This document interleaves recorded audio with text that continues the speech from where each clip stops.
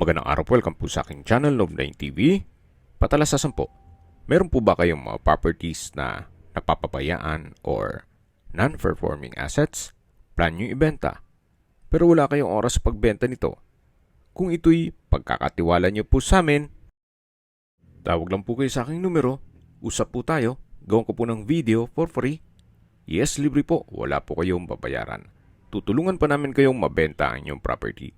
Kami na po bala sa marketing, sa boosting or paid ads. Even sa tripping, hindi na po kayo mapapagod sa pag-entertain ng mga buyers. Kami na po bala sa lahat. Tawag lang po kayo. Nandito po tayo ngayon sa Alfonso, Cavite kung saan meron po tayong bagong video presentation. Isang 2-story house na may lot area na 166 square meters. May floor area po ito na 260 square meters.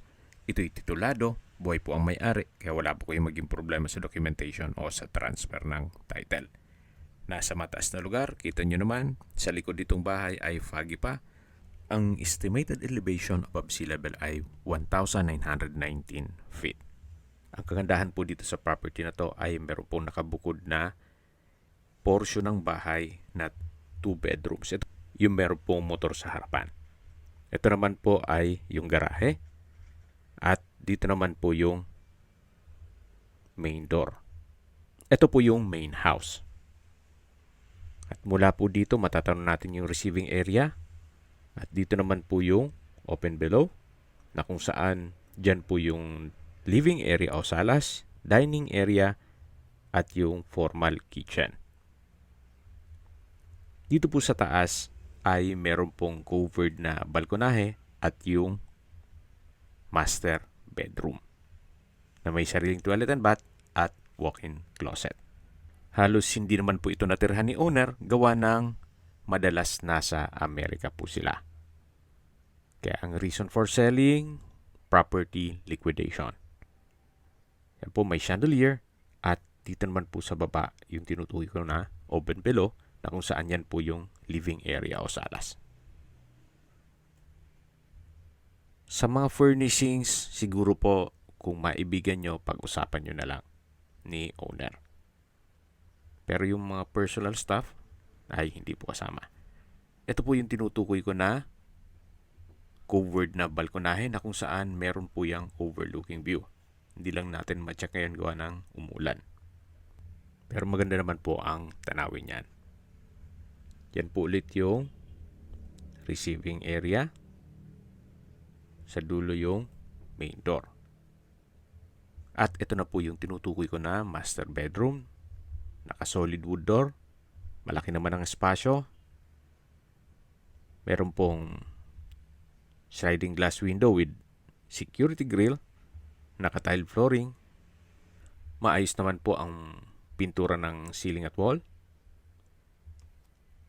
At ito naman po yung tinutukoy ko na toilet and bath.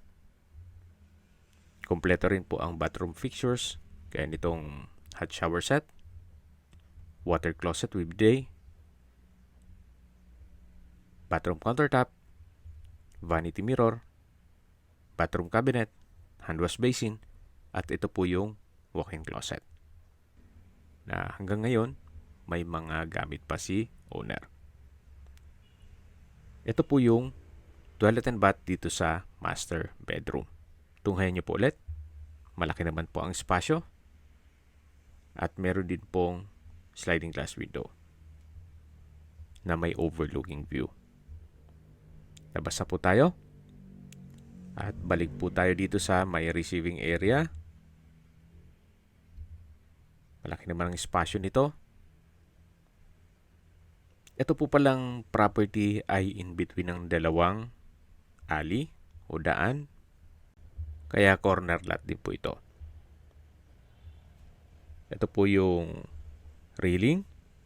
At ito naman yung hagdan. Pababa po tayo. Ito pong hagdan ay naka-concrete staircase. Matatanong natin yung dining area at formal kitchen. Samahan niyo po ako. Baba po tayo. Ito pong staircase wall ay maayos naman.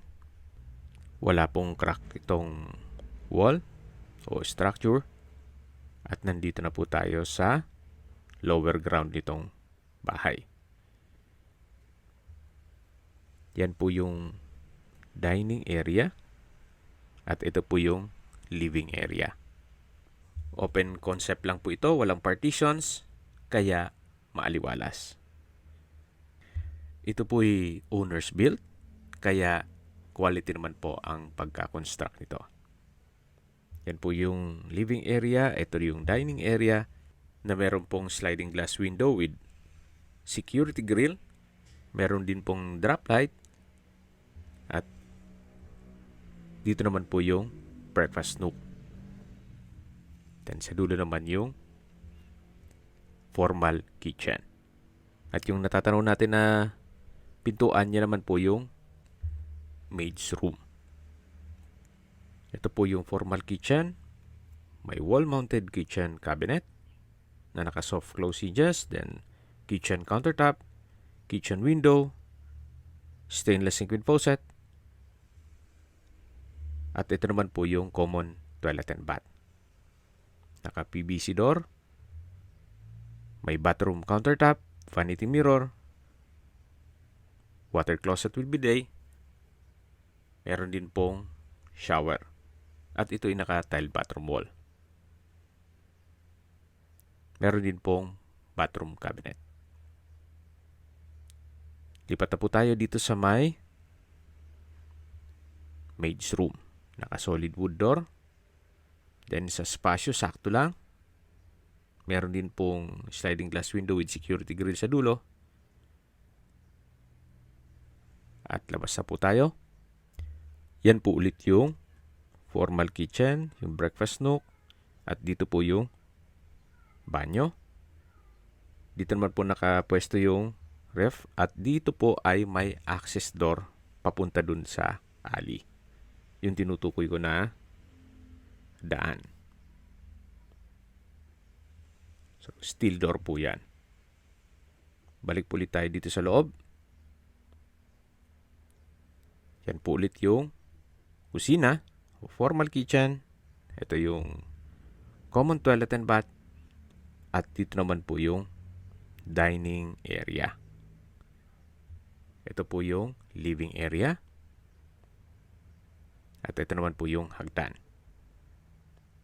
Naka-tubular railing. Then ito pong hagdan ay naka-concrete staircase. Akyat po ulit tayo para check natin yung tinutukoy ko na nakabukod na portion ng bahay na kung saan meron pong 2 kwarto at maliit na kusina. Kumbaga kompleto rin po yon na pwede nyo pong paupahan.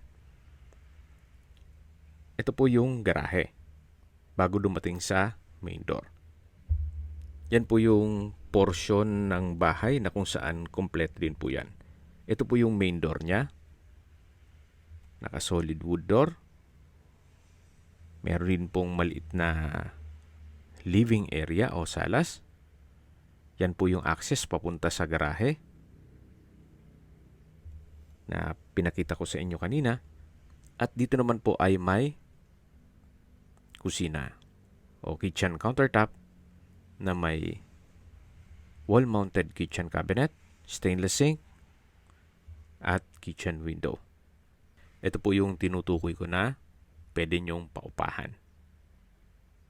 O gawin yung transient house, pasok nyo sa Airbnb, especially kung may mga naghahanap ng murang rate. Check po natin itong access door papunta sa garahe. Yan po yung garahe at doon naman yung main house.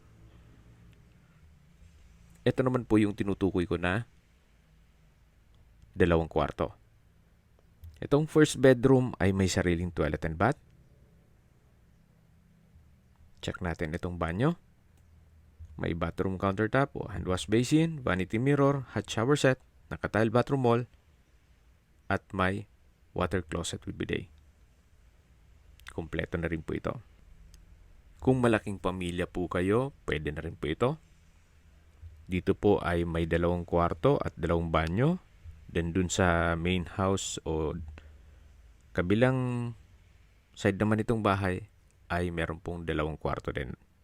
Ito po yung pang-4 na kwarto o second bedroom na rin nitong kabilang portion ng bahay. At katabi lang po nito ang common toilet and bath. na naka-tile bathroom wall, may shower curtain, hand wash basin, vanity mirror, so kompleto rin po. At water closet with bidet. Yan po ulit yung living area at yung access papunta sa garahe at yan naman po yung main door. Okay, sa distance, location at travel time portion na po tayo. Mula po sa Tagaytay Nasugbu Highway, ang distance is 2.4 kilometers at ang travel time is 6 minutes. Mula naman po sa Luksuhin Public Market, ang distance is 1.3 kilometers at ang travel time is 4 minutes. Mula naman po sa Twin Lakes, ang distance is 6.1 kilometers at ang travel time is 13 minutes. Mula naman po sa Tagaytay Rotonda, ang distance is 11.4 kilometers at ang travel time is 18 minutes. Kompleto na po doon gaya ng malls, hotels, restaurants, banks, schools, church at hospital. Yan po yung lagi kong binabanggit sa inyo na dapat nyo i-consider sa paghanap ng property yung meron pong malapit na hospital. Hindi ko naman po sinasabing sakitin kayo. Yan naman po for emergency purpose lang naman. At mula naman po sa Manila o sa airport, ang distance is 69.9 kilometers at ang travel time is 2 hours and 10 minutes. Okay, sa presyo na po tayo. Nag-markdown price na po si owner. Mula po sa 6.9 million pesos down to 5.8 million pesos net. Ibig pong sabihin, si buyer na po ang sasagot sa lahat ng taxes at expenses with regard to documentation.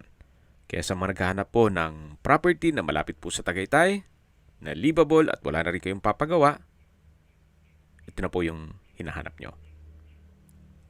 5.8 million, meron na po kayong 2-story house at possible na maging income generating. Kung negotiable, slightly negotiable naman po para hindi na tayo mapagod at mababa na po ang presyo ni owner. Kung may mga katanungan po kayo o gusto magpaset ng tripping dito sa property na to, tawag lang po kayo sa aking numero. At sa mga kababayan naman natin na sa ibang bansa, meron po akong WhatsApp, Viber at Telegram. Same number lang po, 0917-316-3399. Sa mga nagtatanong naman po ng aming Facebook, meron po aming Facebook page na Nov9TV at Facebook Real Video. Meron din pong TikTok at Instagram. May ibang YouTube channel po kami, the Nov9TV channel, Nov9TV Listings, Nov9TV On The Spot, Nov9TV Updates, at Nov9TV House Rental. Sana po naibigyan nyo ang video presentation. Paki-like and subscribe na lang po sa aking channel para ma-update din po kayo sa aking future listings. Kung sakali po hanap nyo yung mas malaking sukat ng lupa, meron din po kami ibang listings na pwede nyong pagpilian. Huwag po kayong mag-atubiling tumawag sa amin. Then, let us know your budget para malaman namin kung anong property pwede naming ilog sa inyo. Sa lahat pong viewers, subscriber at nagtiwala po sa amin, salamat po sa suporta. Ingat po kayo lagi at yung pamilya. Maraming salamat po.